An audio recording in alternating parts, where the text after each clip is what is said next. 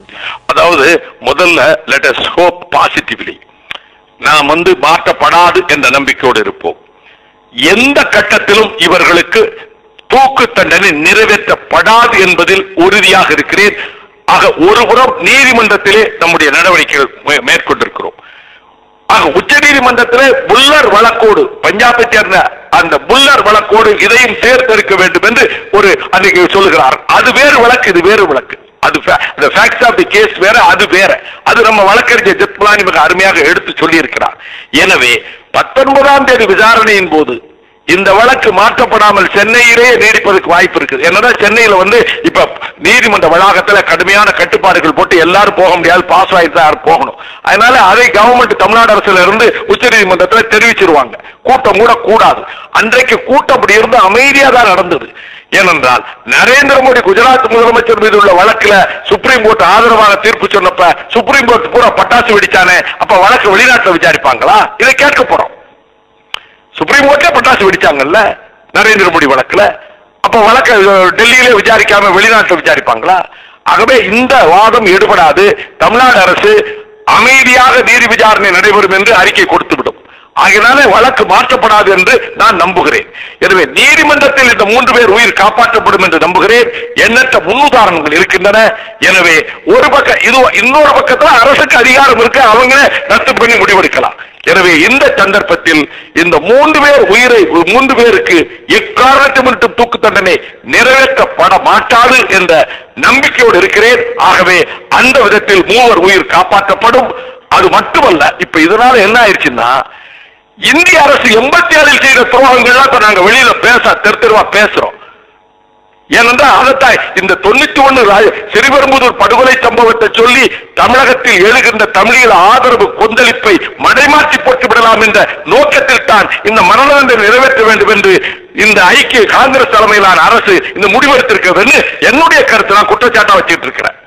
ஆனா அந்த எண்ணம் இல்லை. அதுக்கு நேர்மாறா அவர்கள் எதிர்பார்த்ததுக்கு மாறா கிணறு விட்ட பூதம் கிளம்பியதை போல தமிழகம் இந்த 3 பேருக்கு தூக்கணும் கொந்தளிச்சு எந்திரிச்சிருச்சு. இதை மத்திய அரசு எதிர்பார்த்திருக்காது. இந்த கொந்தளிப்ப இவங்க சிறுபெரும்புதூர் சம்பவத்தை சொல்லி காட்டலாம்னா 87 இந்திய அரசு செய்த துரோகங்கள், திலீபன் மரணம், திலீபன் 12 நாள் உண்ணாவிரதம் சாவதற்கு காரணம், அதை கூட கண்டுக்கல. அது மட்டுமல்ல, கிட்டுவினுடைய மரணம், கிட்டு கடலிலே கொல்லப்பட்டது, ஜானியை கொண்டது, இந்திய ராணுவம் செய்த கொடுமைகள், பிரபா தலைவர் மாவீரர் திலகம் பிரபாகரனையே சுட்டு கொல்ல சொல்லி சொன்னா அது டெல்லியின் உத்தரவுன்னு சொன்னான்னு ஹரிகிருஷ்ணன் சிங் எழுதியிருக்காருல புஸ்தகத்தையும் தடை செய்யப்படல. அதை நாங்க மேடையோடும் பேசி வருகிறோம். இது இது இது இப்படிப்பட்ட ஒரு சூழ்நிலையும், அதாவது இந்த தூக்கு தண்டனை ரத்து செய்ய வேண்டும் என்கின்ற கோரிக்கை வந்திருக்கிற போது இதே வேளையில் இந்திய அரசு செய்திருக்கக்கூடிய அந்த துரோகங்களும் இன்னைக்கு மக்கள் மன்றத்திலே பேசப்படுகின்ற நிலைமைக்கு வந்துவிட்டது. அது மட்டுமல்ல, முக்கியமான ஒரு செய்தியை நம்முடைய நேயர்களுக்கு, ஐபிசி நேயர்களுக்கு சொல்ல விரும்புகிறேன். இந்த கேடி தாமஸ் இந்த தூக்கு தண்டனை தீர்ப்பு எழுதும் போது அடிப்படையிலேயே சிபிஐ ஒரு பொய்யான தகவலை சொல்லுது. என்ன தகவல் சொல்லுதுன்னா, அதாவது இந்திய இலங்கை ஒப்பந்தம் டெல்லியில் போடப்பட்டதாகவும் அதில் மாவீரர் திலகம் பிரபாகரன் அவர்களும் ஜெயவர்தனையும் ராஜீவ்காந்தியும் கையெழுத்திட்டதாகவும் இந்த ஜட்ஜ்மெண்ட்ல எழுதியிருக்கார் தாமஸ். சிபிஐ இப்படி பொய், அடிப்படை உண்மை, அடிப்படையிலேயே அப்பட்டமான ஒரு பொய் இது. ஏனென்றால் மாவீரர் திலகம் பிரபாகரன் டெல்லிக்கு ஏமாற்றி அழைத்து கொண்டு வரப்பட்டு அசோகா ஹோட்டலில் அடைத்து வைக்கப்பட்டார். நான் அவரை சந்திக்க போய் பார்க்க முடியாம நான் பிரஸுக்கு சொன்னேன்.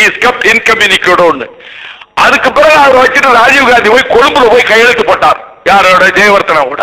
ஆனா ஜட்ஜ்மெண்ட்ல சுப்ரீம் கோர்ட் ஜட்ஜ் இந்த மரண தண்டனை விதித்த தீர்ப்புல என்ன எழுதுகிறார் என்றால், இந்த ஒப்பந்தத்தை போட ஜெயவர்தனாவும் பிரபாகரனும் ராஜீவ்காந்தியும் டெல்லியில் கையெழுத்து போட்டார்கள் சொல்லி தீர்ப்புல எழுதுகிறார். இதுதான் பிரச்சனைக்கு காரணமாயிற்று என்றும், அது மட்டுமல்ல, அவங்க தேதி ஜூன் 7ஆம் தேதியில ஜூன் மாசத்தில இருந்து இந்தியாவுக்கு விரோதமாக விடுதலை புலிகள் சதித்திட்டம் வகுத்தார்கள் அப்படின்னு ஒரு அப்பட்டமான இது ஒரு பொய் செய்தி. ஏனென்றால் அவரை அழைச்சிட்டு வந்தது ஜூலை மாசத்துல, தலைவர் பிரபாகரனை அங்கிருந்து ஏமாற்றி அழைச்சிட்டு வந்தது. ஜூன் மாதத்திலேயே விடுதலை புலிகள் சதித்திட்டம் தீட்டினார்கள் ஜட்ஜ்மெண்ட் எழுதியிருக்கிறார். இவையெல்லாம் என்னன்னா, இது மணலில் கட்டப்பட்ட ஒரு பொய்யான ஒரு குற்றச்சாட்டு. அது இடிஞ்சு விழுந்துரும். எனவே இந்த உண்மைகளை எல்லாம் மக்கள் மன்றத்துக்கு கொண்டு போறோம், மக்களிடம் கொண்டு போகிறோம்.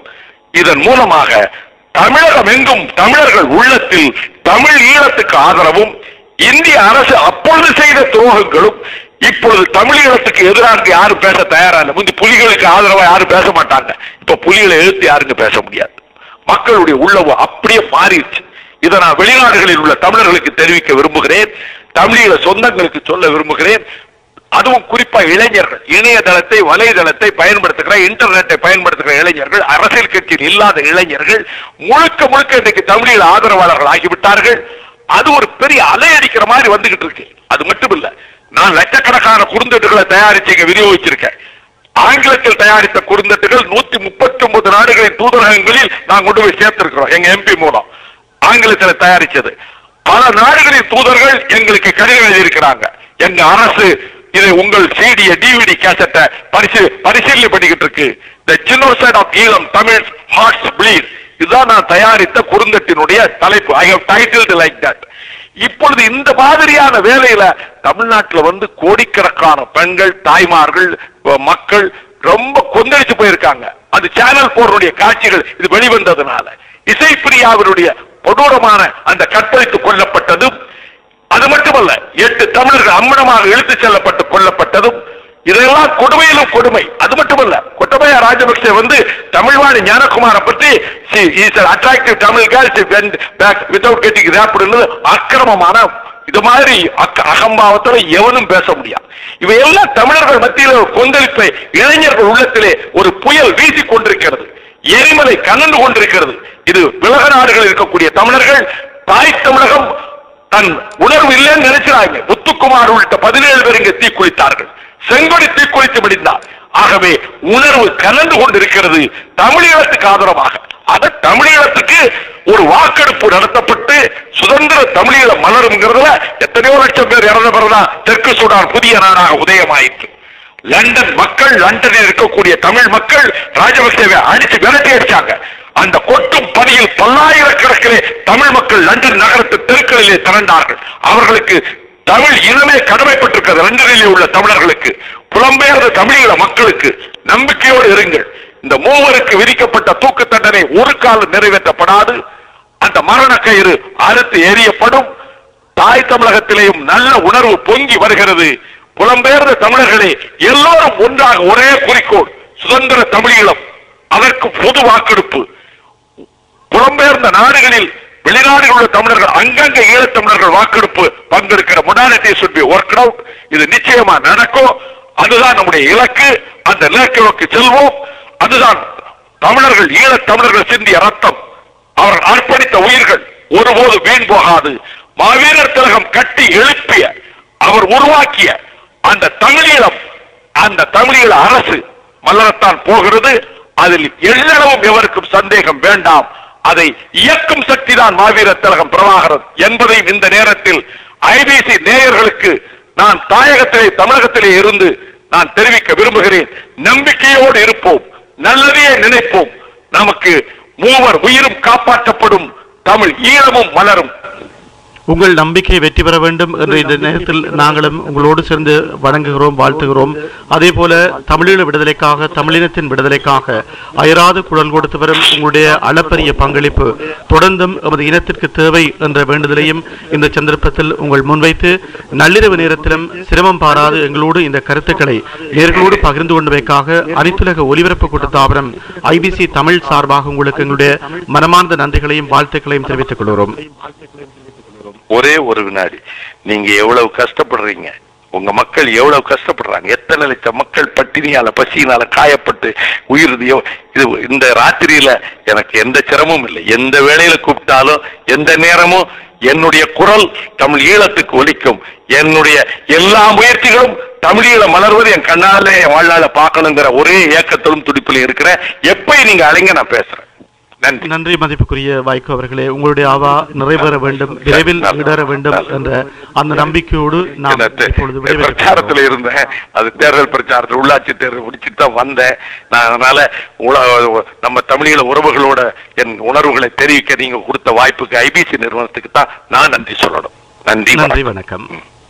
அது தமிழ்நாட்டிலிருந்து தமிழின விடுதலைக்காக குரல் கொடுத்து வரும் மதிமுகவின் பொதுச் செயலாளர், சட்டத்தரணி, தமிழின உணர்வாளர், தமிழீழ விடுதலை நேசிக்கும் செயற்பாட்டாளர் மதிப்புக்குரிய வைகோ அவர்கள் நமது நேயர்களோடு பகிர்ந்து கொண்ட கருத்துக்கள்.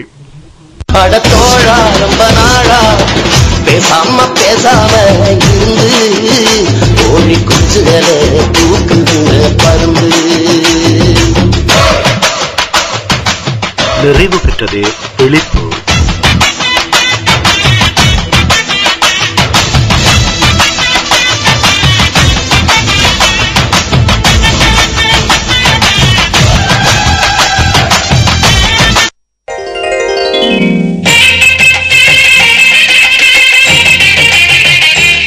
இத்துடன் இன்றைய வானொலி நிகழ்ச்சிகள் நிறைவு காணுகின்றன.